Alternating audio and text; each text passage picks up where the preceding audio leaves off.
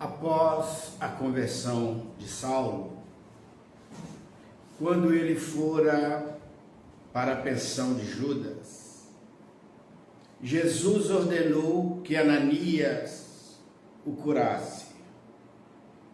E após aquela cura, caíram escamas dos olhos de Paulo, e ele percebeu que aquelas escamas eram um sinal, era o desejo e a importância da sua transformação. Mas ali caíam algumas escamas, como diz o Espírito Emmanuel no livro Paulo Estevam. Haveria de cair outras escamas, porque o doutor da lei, fazendo essa profunda mudança, essa transformação, essa renúncia, e após conversar com Ananias a respeito de Jesus, ele se emocionou profundamente e entusiasmou-se. Ele perguntou a Ananias se Ananias conhecia ali, na cidade, alguém de nome Sadoc. E naquele instante, Ananias disse que conhecia, era um homem importante, um fariseu, doutor da lei. E Saulo sentiu um desejo imenso, naquele sábado, de pregar na sinagoga. Ele queria trazer a novidade aos amigos, esclarecê-los. Entretanto, ao chegar na sinagoga, ele fora recebido com muito carinho, com muito amor. Ele ali que era conhecido, ele ali que fazia as palestras, as explanações mais profundas da lei mosaica. Era um excelente orador. E quando ele falava de Moisés, da lei, com aquele verbo eloquente, aquela assembleia de rabinos, de doutor da lei, eles se emocionaram. Entretanto, quando Saulo, agora convertido em Paulo, falou que viu Jesus, que Jesus apareceu para ele na entrada da cidade, às portas de Damasco. E naquele momento que ele falava que os amigos estavam equivocados, que Jesus era maior do que Moisés, eles começaram a blasfemar, a chamá-lo de cão imundo da estrada, a um cristão imundo, e queria surrá-lo. Começou uma discussão estéril, uma briga dentro da sinagoga, até que um doutor da lei, um outro rabino naquela cidade, tomou a tribuna e pegou as escrituras para chamar a atenção daquele grupo.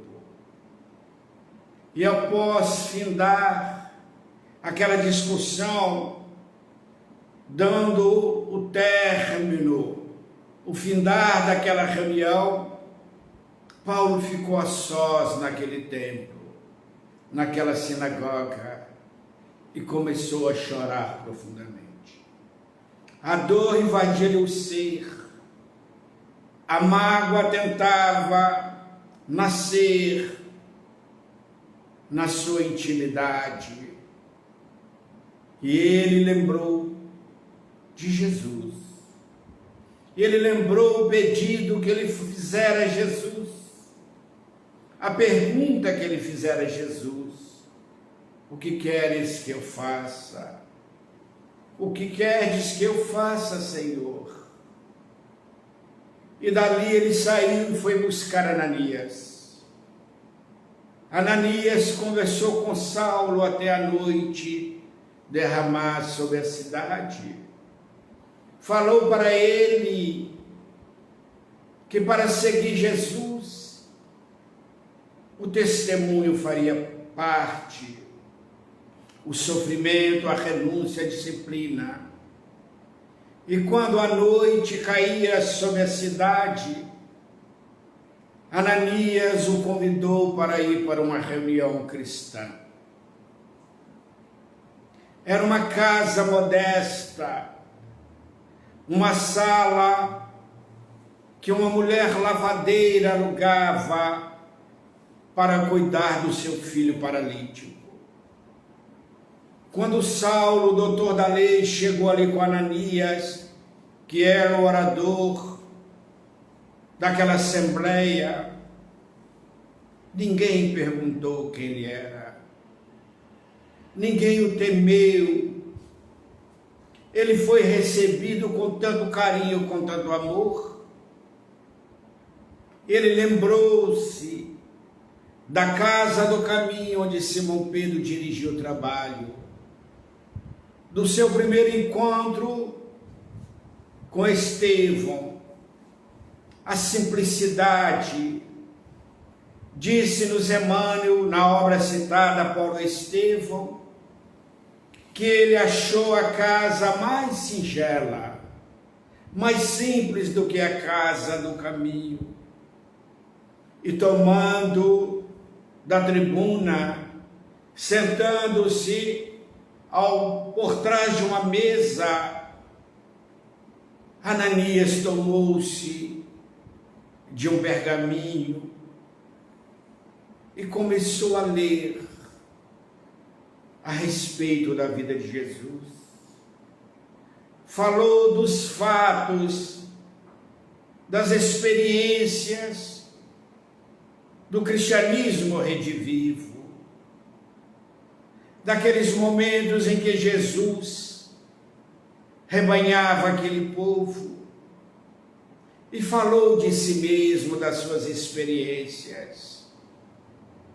Narrou Ananias a Saulo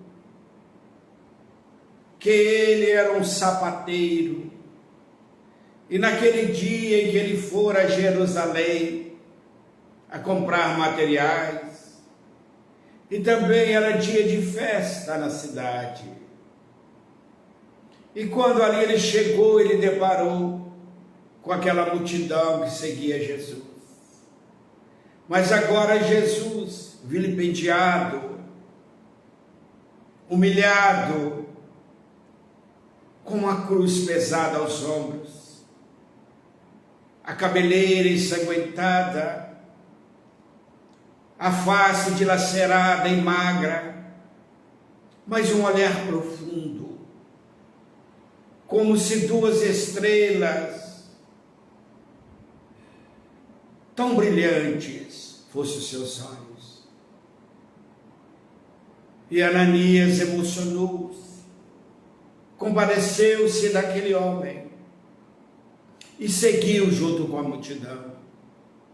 Na hora da crucificação, ao pé da cruz, Ananias narra ao doutor da lei que Jesus olhou para ele com tanta profundidade, um olhar que rasgava-lhes a intimidade, que despia a tua alma, um olhar de ternura e de amor.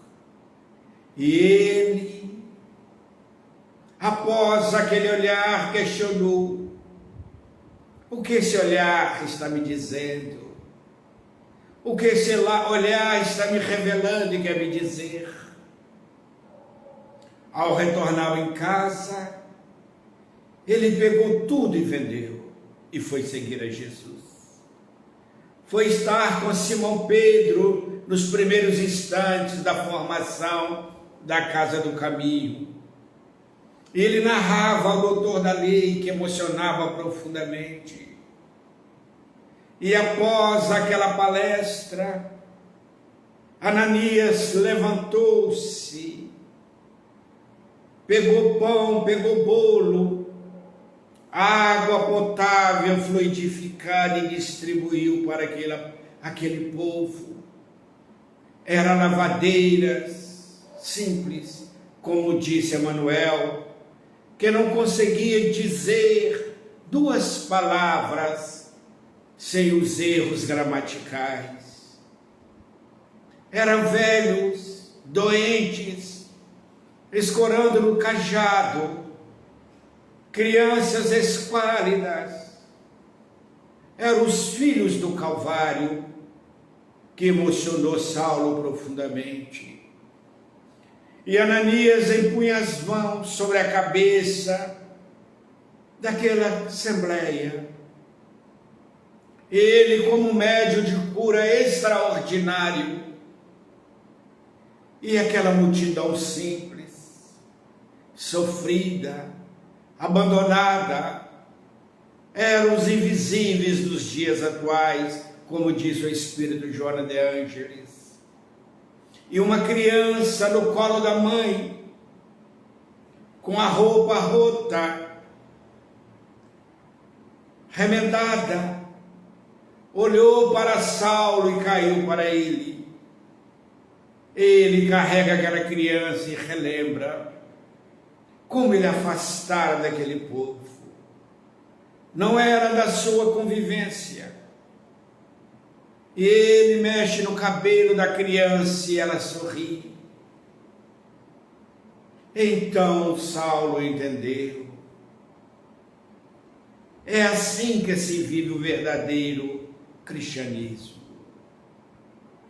É assim que devem ser assembleias espiritistas para reviver o cristianismo nos templos modestos, atendendo ao Filho do Calvário,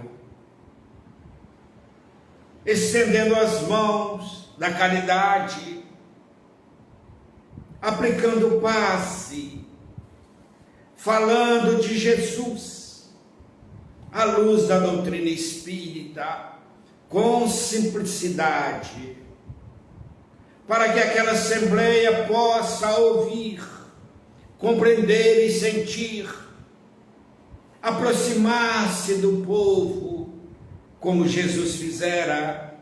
Jesus andava junto com a multidão de deserdados e sofridos, e os seus discípulos continuaram a fazer o mesmo trabalho. Cabe a nós agora, cristãos modernos, trabalhadores da última hora, como disse o Espírito Dr. Bezerra de Menezes, trazer a casa do caminho para dentro da casa espírita, onde Simão Pedro falava do Evangelho, acolhia os enfermos do corpo e da alma, os abandonados. A sua clientela eram os leprosos, os loucos, as crianças abandonadas, as mulheres abandonadas, os cegos, os velhos, que a sociedade não acolhia, nem a família. E ele falava do Evangelho, até que um dia chegou um jovem, delirando de uma febre, chamado Gesiel, narrou para Simão a sua história, e Simão o batizou como Estevão, que ali aprendeu, na simplicidade, amar a Deus sobre todas as coisas e ao próximo como a ti mesmo. E Saulo chorou copiosamente, entendia o que era agora a sua estrada, era a estrada da renúncia, acabar de tirar as escamas do personalismo, da vaidade, da prepotência, para ser paulatinamente o discípulo de Jesus. Então ele viu que aquelas sinagogas ricas, bem montadas, mas que era fria, E após terminar a assembleia, Ananias falou para o povo que estava ali, para aquela multidão tão pequena, um grupo singelo, que Paulo ia viajar, que ele agora estava a serviço de Jesus, e que eles iriam orar para Paulo. E eles oraram com unção, para que Paulo fosse bem sucedido na sua viagem rumo ao deserto, para fazer a meditação profunda. Lembrei-me de Davi, quando também teve que ir para o deserto, fugindo do rei Saul. Quando o seu exército cerca o jovem salmista, ele ora: o Senhor é meu pastor e nada me faltará. Para entender o seu desiderato, a sua missão, ele fora um pastor das ovelhas, para mais tarde ser o pastor das ovelhas na humanidade, como Simão, de pescadores nos mares, tornou-se pescadores de homens no mar da humanidade. Então Paulo, ele via que agora era necessário renunciar, desenvolver a afabilidade, a doçura, a gratidão a Deus, despir-se daquele homem velho para seguir Jesus, cortar a relação com o mundo exterior, isto é, deixar o doutor da lei, não ir novamente a Jerusalém, afrontar o sinédrio. Ele precisava de preparar-se, como Gamaliel, o seu mestre, que após receber algumas anotações de Levi Mateus pelas mãos de Pedro, vai para o deserto. E nós temos que ir para o deserto, isto é, calar esse ego que grita em nós, para estudar o Evangelho de Jesus e vivenciar. Não só estudar, não só divulgar nas tribunas, nas redes sociais, nos meios de comunicação, mas divulgar com o exemplo, como disse Dr. Bezerra de Menezes, que sejamos a carta viva do Evangelho de nosso Senhor Jesus Cristo. E aquele povo simples abraçava Saulo, desejava-lhe votos de sinceridade, de ternura e de amor, dizendo que todas as vezes que ele precisasse, as portas de Damasco estariam abertas para acolher o discípulo, a união do grupo. Como disse Allan Kardec, os grupos devem ser homogêneos, devem ser coesos, para que os espíritos superiores possam dirigir essas assembleias.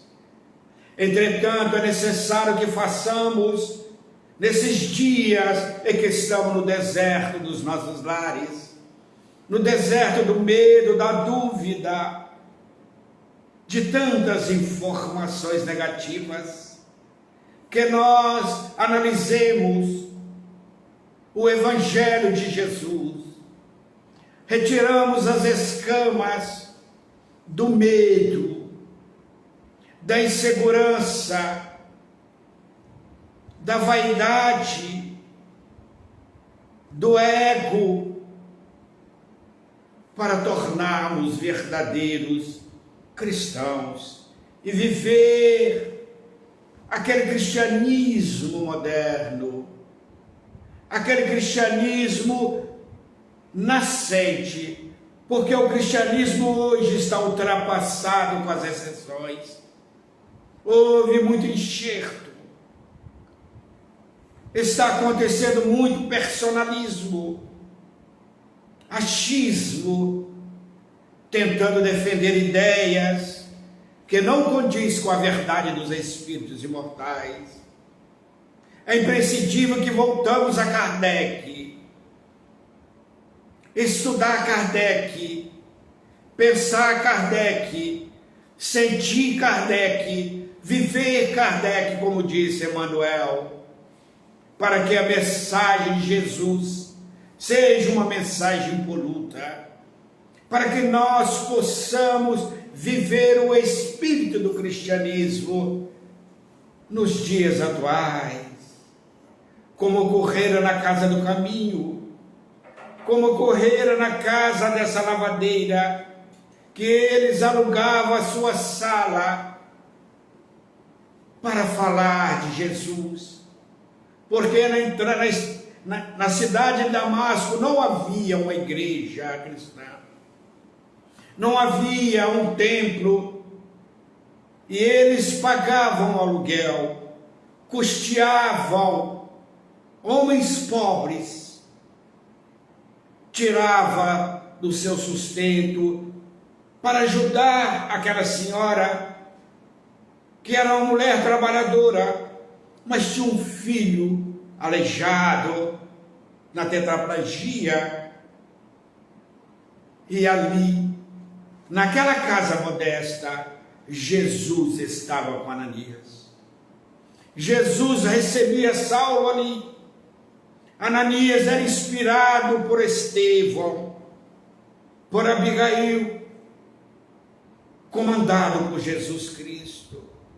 E foi ali que Saulo sentiu o maior acolhimento da sua vida, o espírito do cristianismo que começava a desabrochar naquela humanidade. Então, meus queridos amigos, meus queridos irmãos, é importante que nós voltemos às bases, deixemos de lado as picuinhas, as disputas de cargos e buscamos os encargos. Abracemos ao Filho do Calvário, vamos vencer o nosso medo, vamos preparar mais que somos capazes, porque Jesus Cristo está conosco. Ele é o nosso pastor. Então é imprescindível que unamos-nos, como está no livro dos médiuns, nos capítulos finais das sociedades. Allan Kardec coloca para nós que aquela sociedade que pratica os trabalhos de materialização e aquelas que trabalham com o trabalho de divulgação, mas se entre elas houver crítica, uma para a outra, nenhuma está com o espírito do cristianismo. Então, nosso movimento espírita tem que se unir, unificar, não é ajuntar, é unir no cristianismo de Jesus Cristo. As nossas casas espíritas têm que ajudar uma a outra. Como disse Allan Kardec, se houvesse disputa entre os cristãos modernos, os espíritas, seria aquele que mais fizesse a caridade. Então, meus queridos amigos, meus queridos irmãs e irmãs, para viver o cristianismo é necessário renunciar a nós mesmos, pegar os nossos compromissos, que é a nossa cruz, e seguir as pegadas de Jesus. renunciar aos nossos anseios, para que Jesus possa falar por nós, através de nós. Relembrando a Simão Pedro, que certa feita, era uma terça-feira, era o dia em que Simão falava do Evangelho para as patrícias romanas, para as mulheres ricas, para as judias, e elas que mantinham a obra, elas que davam leite, o pão, o agasalho para aquele grupo, eram as mantenedoras, não eram cristãs, mas a mulher, na sua sensibilidade profunda, praticava o trabalho de solidariedade em nome de Deus. E naquele dia, às 15 horas aproximadamente, quando Simão falava de Jesus, quando Jesus acolhia a mulher equivocada na sua casa, a porta foi esmurrada, adentrou uma mulher com a roupa rasgada, a cabeleira despenteada, o olhar como um animal selvagem, e jogou-se debaixo dos bancos. Quando as mulheres viram aquela mulher, disse para Simão: ou nós ou ela, porque ela é uma meretriz, ela fugiu do apedrejamento, da lapidação, ou ela ou nós, Simão. E Pedro ficou na dúvida. E Pedro não sabia o que fazer. Então ele foi para o seu quarto pobre, ajoelhou-se e orou, buscando uma orientação com Jesus. Jesus aparece para Pedro e lhe pergunta: Simão, o que está vendo, Simão? Oh, mestre, o senhor não viu lá fora uma mulher meretriz? Não, Simão, eu não vi uma meretriz, eu vi uma irmã equivocada na dor. Eu estou em dúvida, Simão, Senhor, porque as mulheres que mantêm a obra pediu que eu escolhesse entre essa pecadora ou elas. Não sei o que fazer. Jesus olha para Pedro e disse: se essa mulher sair dessa casa pelas tuas mãos, eu sairei com ela e não voltarei mais. Porque eu vim para os doentes, não para os sãos. Eu vim para os filhos do Calvário, e é uma irmã. O meu evangelho, Simão, é o evangelho de amor, de justiça, é o evangelho que consola a toda a humanidade. E Simão levanta-se, vai até aquele banco, abraça aquela mulher sofrida com muito respeito, leva-na para dentro da casa modesta do caminho, dá-lhe uma roupa e passa a cuidar daquela mulher. E as mulheres ricas, com preconceito de raça, com preconceito socioeconômico, saíram. E na terça-feira, quando Simão abre a porta para atender, na dúvida, no medo, não acreditando que elas voltavam, estava um número maior daquelas mulheres. Haviam chamado outras amigas e disseram a Simão: tu és justo, Simão, tu és um homem bom, você não preocupou com o nosso ego, com a nossa vaidade. Você veio socorrer o filho do Calvário e nós estamos aqui por causa do filho do Calvário. Nós continuaremos com a obra. Simão e mais tarde Saulo, doutor da lei, proibiu que falasse do Evangelho, que só desse pão, que só desse comida, que só desse acolhimento àquelas almas, para que ele não pudesse ali e levasse todos ao testemunho, à prisão e ao sofrimento. E mais tarde, esse doutor da lei, esse ex-rabino, volta à casa do caminho para mostrar no seu gesto de fidelidade e amor a causa de Jesus. Então, o que nós estamos fazendo do cristianismo? Estamos vivendo o verdadeiro cristianismo? Poderemos dizer que somos verdadeiros cristãos? Ou apenas seguidores de Jesus? Amantes da tua palavra?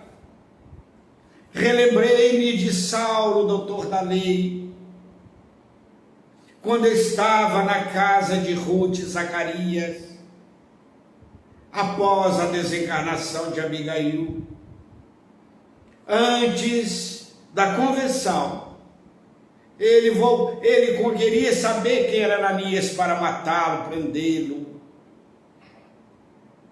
E Zacarias então fala: Saulo,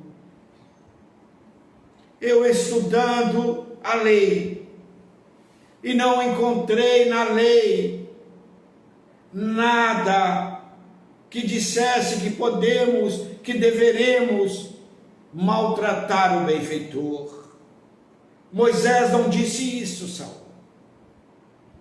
E o doutor da lei, dominado pelo poder da eloquência, da vaidade, disse para Zacarias, o pai adotivo de Abigail: aqueles que estudam as Escrituras e aqueles que interpretam as Escrituras, eu estou olhando, buscando se não há escondido da verdade a mentira. Ele queria fazer um enxerto, ele fez um enxerto com seu personalismo, seu ódio, para perseguir.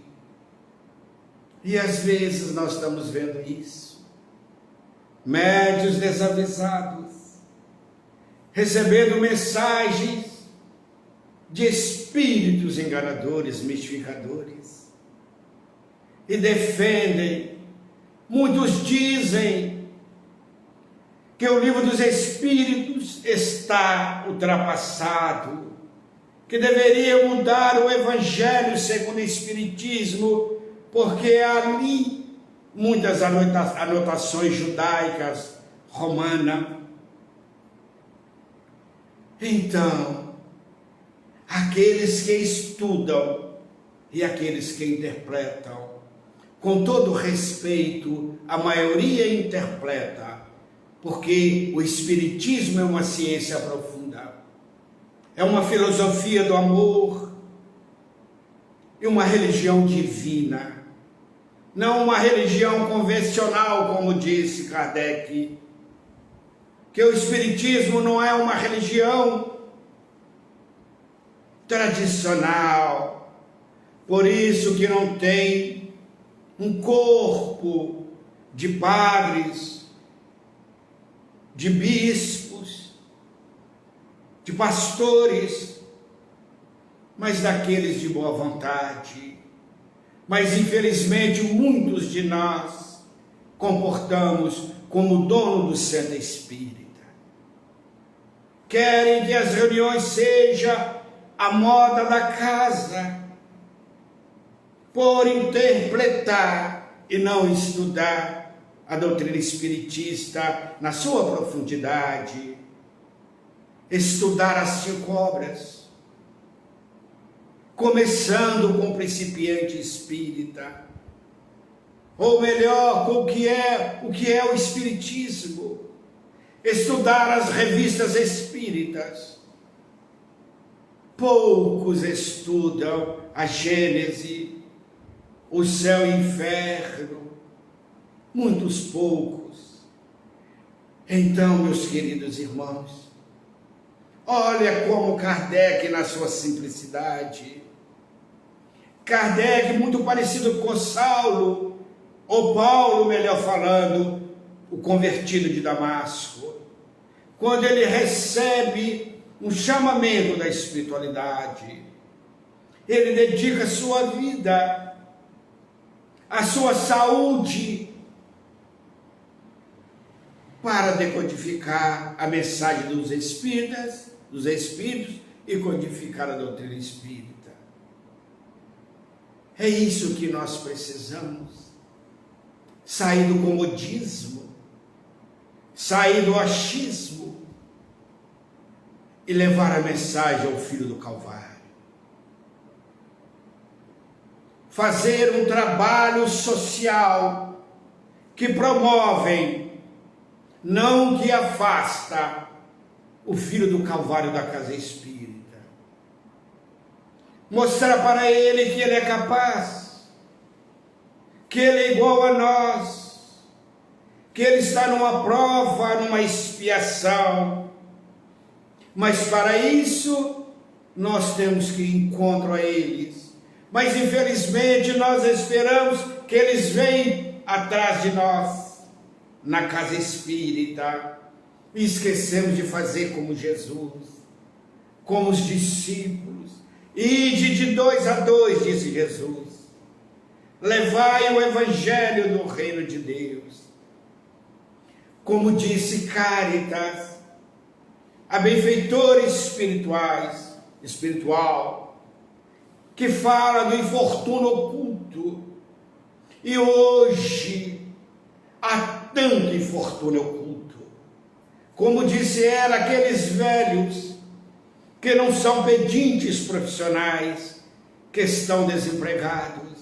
Após essa pandemia, haverá muita dor, desemprego, haverá uma necessidade imensa de nós levarmos o Evangelho, de acolher esse Filho do Calvário, dar a instrução, mas dar-lhe a promoção, dar-lhe o Evangelho, mas dar-lhe o pão, o incentivo, a oportunidade, como fizera Pedro. E quando Paulo via, mais tarde, que a casa do caminho não fazia um trabalho de assistência social como Jesus queria, por faltar mão de obra e recursos, ele assumiu a postura de buscar recursos materiais. Pegou a bolsa e saiu a pedir onde ele ia. Trouxe os recursos materiais. Ele não precisou de fazer convênio com o Sinédrio, com os fariseus. Ele buscou os recursos e disse para Pedro: aquele que melhorar, cuida do mais doente. Vamos criar uma oficina, criar hortas, para que a casa se sustente. E foi o que acontecera. É isso que é viver o cristianismo verdadeiro. Mas para isso é preciso ter coragem. Coragem para amar. Coragem para servir. Coragem para trabalhar. Deixar um pouco a poltrona do comodismo, do conforto, para que possamos trazer essa mensagem. Então, meus queridos irmãos e minhas queridas irmãs, e Saulo foi para o deserto estudar o Evangelho. Às vezes não precisamos para o deserto geográfico, mas tirar algumas horas e ir para o nosso quarto, para uma biblioteca, para um lugar tranquilo para estudar, meditar na lição do Evangelho, grupos de estudos pequenos, como disse Kardec. É melhor 10 grupos de 10 do que um grupo de 100, porque quando o grupo começa a crescer muito, as dissensões. Então lembrei-me também da despedida de Jesus aos seus discípulos.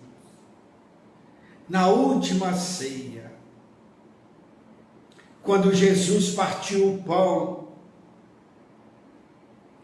e diz: este é meu corpo, o corpo do meu evangelho, a minha mensagem de luz, e aquele que comer jamais terá fome. Pegou uma bia de vinho, uma moringa, como alguns antigos chamam, de barro, e colocou nas canecas e serviu. Este é meu sangue da aliança da minha verdade, do evangelho que vem de Deus. E disse para eles: é chegada a hora do testemunho. Serei maltratado, incompreendido, vilipendiado, ridicularizado por muitos daqueles que me seguiam. Mas dentre vós, um há de me trair.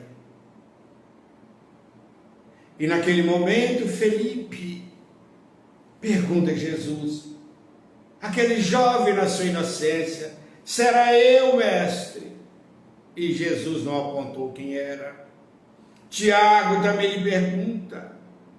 E João, jovem discípulo do amor, fala: mas como pode, Senhor, dentre nós, que conhecemos o teu evangelho, que caminhamos contigo, lhe trair?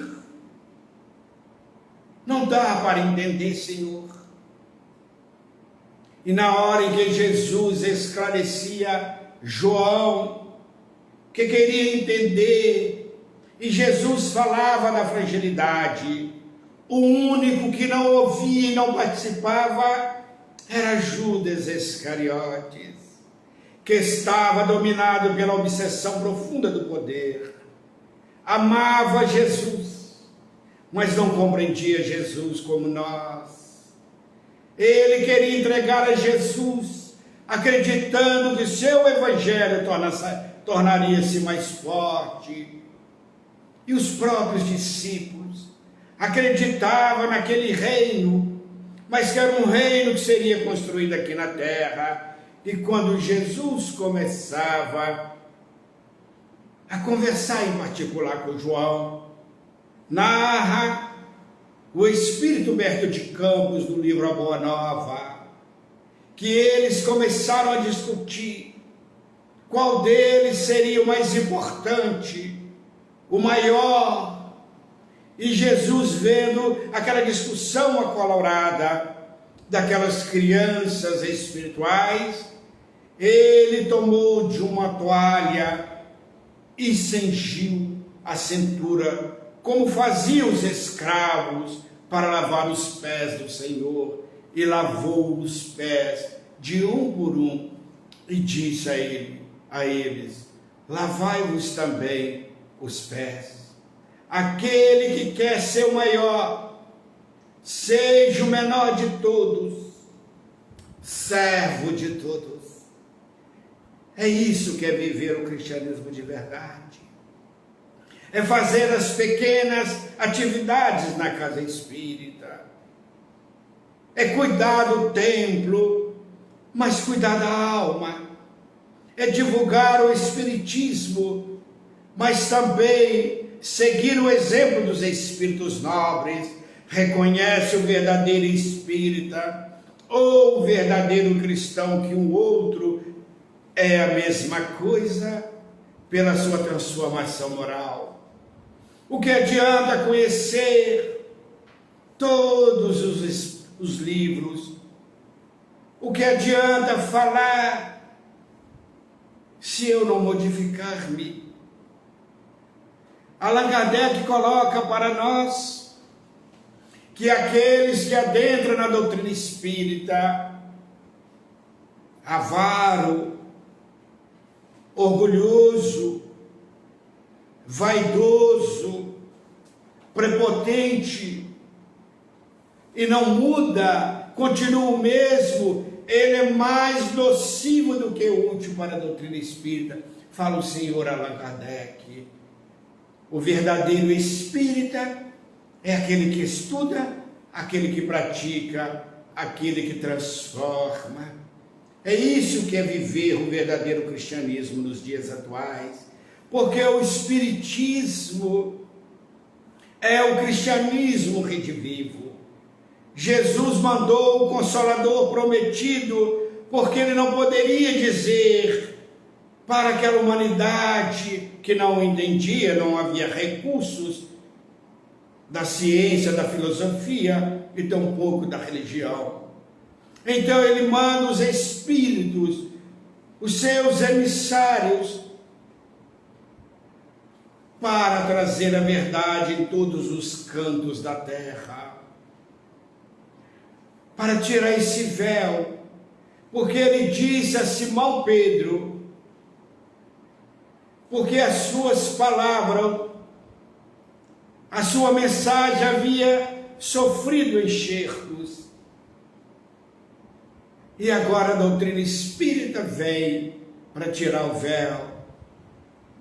Mas muitos de nós estamos igual Judas, não na sintonia de Jesus, ainda enxertando ideias preconcebidas, sem conhecer, ainda como Judas, traindo a Jesus, perseguindo os seus discípulos como Saulo, criticando os devotados trabalhadores, caluniando, trazendo problema para a casa espírita, porque a casa espírita não é lugar para trazer problema, é lugar para solucionar problema, porque aqui é um hospital, uma escola, uma oficina, um templo das almas. Aqui é lugar de nós comungarmos com Jesus.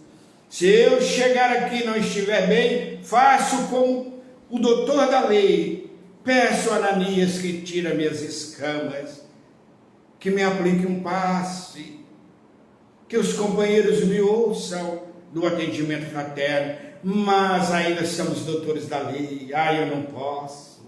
Pega mal para mim que eu sou dirigente da casa espírita, eu sou médium, eu sou dirigente de departamento, somos nós os mais necessitados. Somos nós aqueles que precisamos da equipe visitar o nosso lar para fazer o culto, tomar passe, água fluidificada, ter um ombro amigo para dividir as nossas dores e nossas aflições. Como disse Jesus, comungai-vos uns com os outros. Sejais amigos e não servos. Então, meus queridos irmãos, minhas queridas irmãs, aquela última ceia é a maior vivência do Evangelho. Quando Jesus servia e Judas não compreendia, ele estava lembrando da hora, só faltava o beijo. Mas mesmo assim Jesus acolheu aquela alma querida com muito amor. Quando ele chega na noite fria, acompanhado com os soldados, Jesus olha para ele e disse: a que vieste, amigo? A que vieste, meu amigo?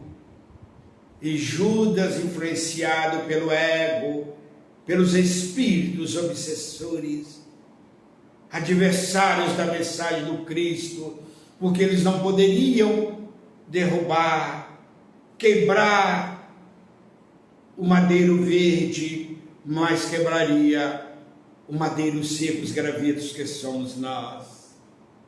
E ele oscula a face de Jesus.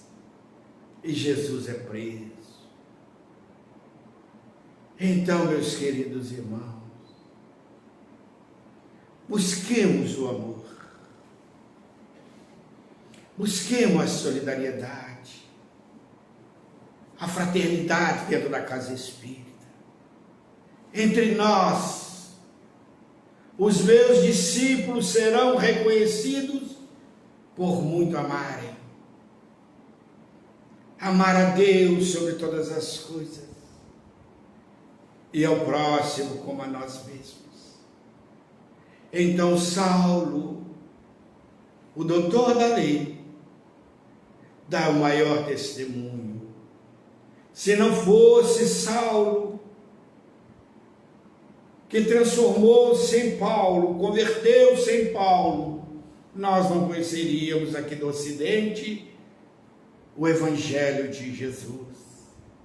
E vendo ele que um núcleo só, a casa do caminho, diante da perseguição, diante do envelhecimento daqueles discípulos, poderia acabar o cristianismo.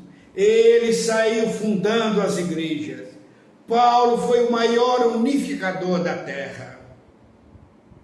Ele foi precursor de Kardec, podemos dizer. Ele que começou a divulgar a doutrina espírita aqui na terra, que é o cristianismo redivivo. Chamou Lucas, jovem, como Kardec chamou as meninas. Chamou Timóteo, chamou Tito, chamou João Marcos, e numa caminhada com Lucas, que nós, cristãos, e os cristãos daquela época, eram chamados homens santos, os homens da estrada do caminho de Jope. E Lucas, aquele jovem médico lucano, no seu nome grego, fala Saulo, Paulo, melhor falando. Se vocês são seguidores de Jesus, por que não colocam o nome de cristãos, inspirado por Jesus pelas frades maiores? Então, meus queridos irmãos, e em 1857, no dia 18 de abril, Allan Kardec traz Jesus de volta para trazer uma nova era. Ele que foi um reformador, Ian Hus, ou João Hus, ele aceita o convite de Jesus e veio trazer essa mensagem. É agora a nossa hora. Mais tarde, na cidade de Pedro Leopoldo, Jesus chama um menino simples, de nome Francisco Cândido Xavier, a maior antena psíquica depois de Francisco de Assis aqui na terra. Aquele menino simples, que trouxe a mensagem, deixando o legado do verdadeiro cristão aqui na terra, 540 e poucas obras, sem reclamar.